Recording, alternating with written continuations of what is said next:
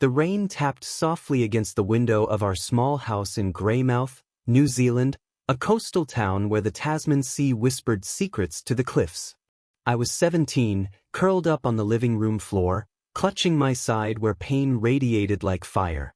My name is Sophie Harper, a high school student who loved sketching the rugged landscapes of the West Coast.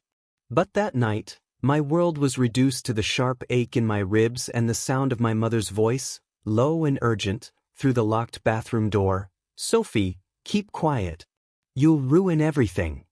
My father, Michael Harper, was a respected mechanic in town, the kind of man whose booming laugh filled the local pub and whose temper could silence a room. My mother, Susan, was his shadow, always smoothing over his outbursts, always protecting the image of our perfect family. I was their only child, expected to be the good daughter, quiet, obedient, invisible. I thought if I stayed out of the way, I could avoid the storm that was my father. But that night, I learned storms don't need a reason to break you.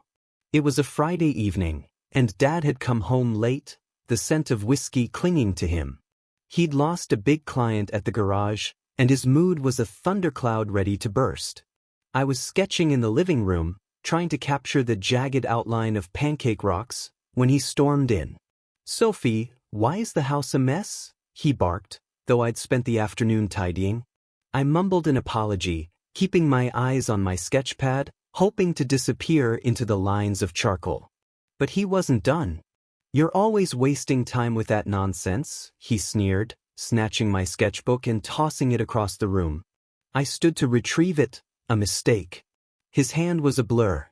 He grabbed my arm, yanking me toward him, and when I stumbled, he shoved me hard against the edge of the coffee table. The wood bit into my side, and I crumpled, gasping as pain exploded in my chest. Then came the kick, a single, deliberate strike to my ribs. I heard the crack before I felt it, a sound that echoed in my bones. I blacked out, the world fading to the rhythm of the rain. When I came to, I was still on the floor, my mother kneeling beside me. Her eyes weren't on me, they darted to the hallway, where Dad's heavy footsteps faded. "Sophie," she whispered, her voice trembling, "you fell. You hit the table. Say that, please. We can't afford a scandal. Your father's business." I couldn't speak, couldn't breathe properly. Each inhale was a knife. I crawled to the bathroom, locking the door, and sank to the tiles, shaking. Her words came through the wood. "Keep quiet. You'll ruin everything." The next morning, the pain was a living thing, clawing at my chest with every shallow breath. I couldn't stand upright, couldn't lift my arms without wincing. My father drove me to Greymouth Hospital, his silence heavier than the rain-soaked air. His knuckles were white on the steering wheel, his jaw set like stone. "You tripped, Sophie," he said, not looking at me. "That's what you'll tell them. We don't need trouble. Your mother's already a wreck." I nodded, the motion automatic, my body and mind conditioned to obey despite the screaming pain in my side. I was too tired, too broken, to argue. In the hospital, the fluorescent lights buzzed overhead, making my headache pulse in time with my ribs. A nurse, her face kind but detached, took my vitals, jotting numbers on a clipboard. "What happened?" she asked, her pen poised. I swallowed the lump in my throat and recited the lie. "I tripped and hit the table." The words tasted like ash, bitter and wrong. She nodded, unquestioning, and left me alone in the sterile exam room, the air thick with antiseptic and my own fear. Then Dr. Emily Walker walked in. She was in her late 30s, with dark hair pulled back in a neat bun and eyes that seemed to see right through me. Her presence was calm but commanding, like the steady rhythm of the ocean. She reviewed my chart, her brow furrowing slightly, then looked at me, not at the clipboard, not at the clock, but at me. "Sophie, I'm going to examine you now," she said, her voice soft but firm. When she pressed gently on my side, I couldn't stop the sharp cry that escaped, tears springing to my eyes. She paused, her hand steady, and met my gaze. "We need an X-ray. But first, I need you to be honest with me. These bruises, They don't look like a fall. Did someone hurt you? My heart stopped. My father was in the waiting room, probably tapping his foot, expecting me to come out with a bandage and a lie he could control. My mother's voice echoed in my head, "Keep quiet. You'll ruin everything." But Dr. Walker's eyes held something I hadn't felt in years, genuine concern, a lifeline in the storm. I shook my head, unable to speak, my throat tight with fear and shame. She didn't push, just nodded and ordered the X-ray, her expression unreadable but kind.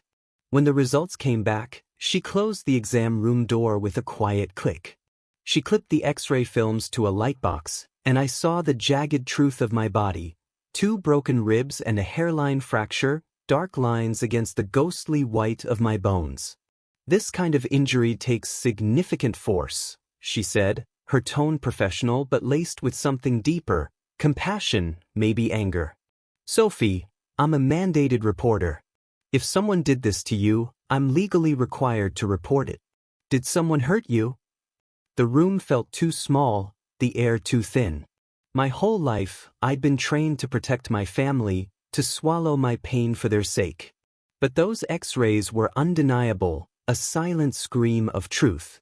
My voice was barely a whisper, trembling as I spoke. "My father."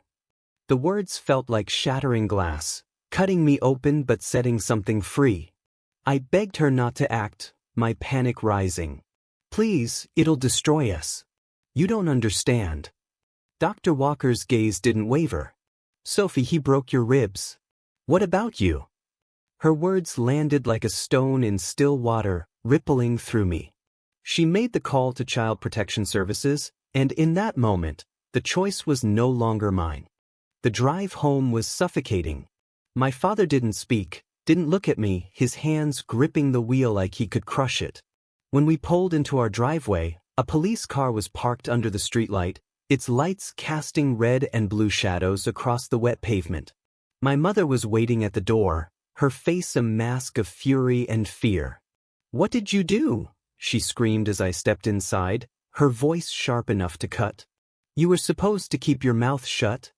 My father grabbed my arm, his fingers digging into my skin. "You've ruined us," he hissed, his breath hot against my face. "The business, our reputation, gone because of you." I stood there, my ribs throbbing, my heart pounding, but something inside me had shifted. Their words, their anger, didn't hold the same power anymore.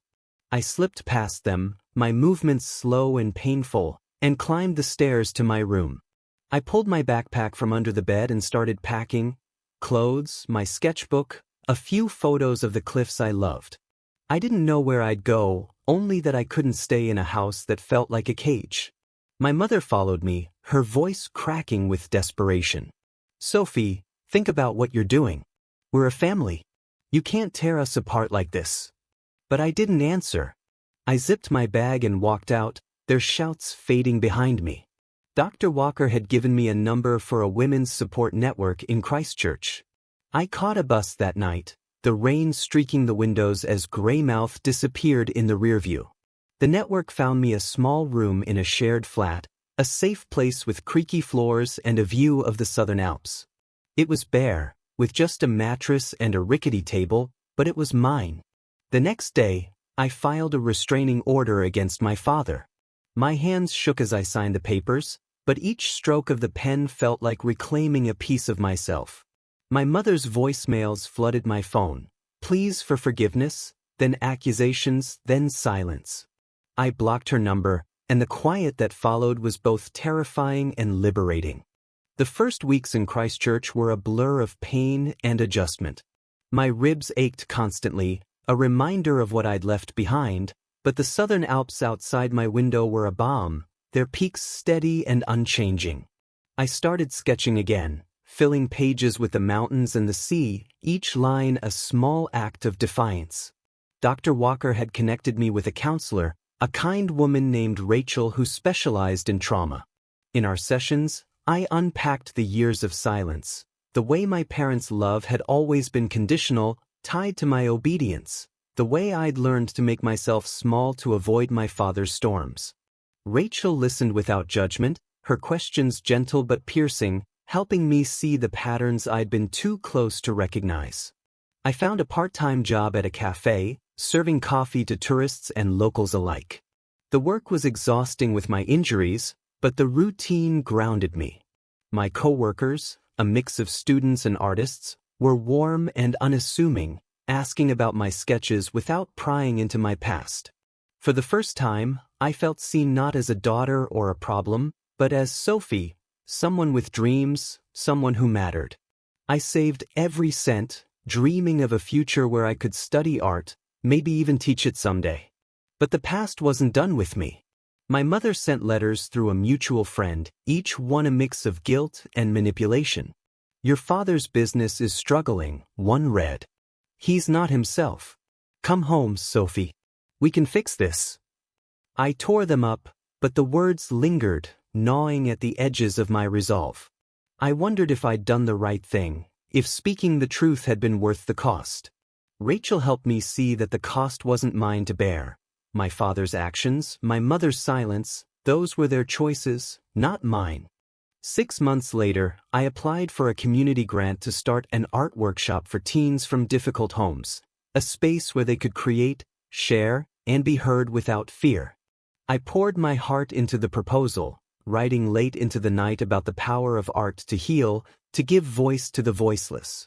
When the grant was approved, I cried for the first time since leaving Greymouth, not from pain but from hope.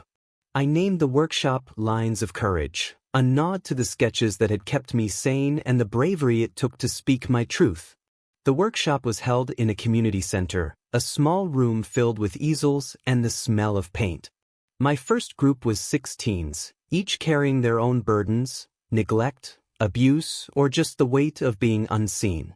I taught them to draw the world as they saw it, to let their pencils tell the stories their voices couldn't. One girl, Mia, reminded me of myself, quiet, guarded, her eyes always scanning for danger.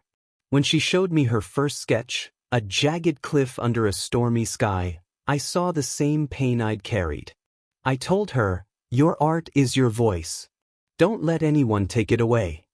She smiled, a small crack in her armor, and I knew this was why I'd survived. The workshop grew, word spreading through schools and social workers. I hired another artist, a local woman named Tara, to help with the classes. We became a team, building a safe space where kids could be themselves. I started sleeping through the night, no longer waking to the echo of my father's voice or the crack of my ribs. My sketches filled with color, bright blues of the sea, warm golds of the mountains, reflecting the life I was building. A year after the assault, Lines of Courage held its first exhibition at the Christchurch Library. The room was packed with kids, parents, and community members, their faces lit with pride as they admired the artwork on display. I stood at a podium, sharing our mission, to give young people a voice through art, to show them they're not alone. My voice was steady, my heart full, until the back doors swung open with a bang. It was my father. He looked older, his face lined and weary, but his eyes burned with the same rage I'd always feared. "You ruined me," he shouted, his voice cutting through the murmurs of the crowd. "The business, my name, all gone because of you." The room went silent, every eye on me. The old Sophie would have shrunk, would have let his anger swallow her whole. But I wasn't her anymore. I set my note cards on the podium and stepped into the center aisle, my gaze locked on his. "This," I said, my voice clear and unshaking, "is the man who broke my ribs." I turned to the crowd, kids clutching their sketches, parents with hands over their mouths, supporters who'd believed in me. "And this is the family who told me to stay quiet." The silence that followed was deafening, a weight heavier than his fury. Security moved in, escorting him out as he sputtered, his voice fading into nothingness. I returned to the podium and finished my speech, my words stronger for the truth I'd spoken. The crowd applauded, not just for the art but for the courage it represented. I didn't need my father's apology or my mother's approval. I had my art, my workshop, the kids who looked to me for hope. I had my voice, and it was enough. If you've ever been told to stay quiet when someone hurt you, this story is for you. Your pain matters. Your voice matters. Don't let anyone tell you otherwise. Share your story, like this video, and subscribe to join a community that believes in breaking the silence.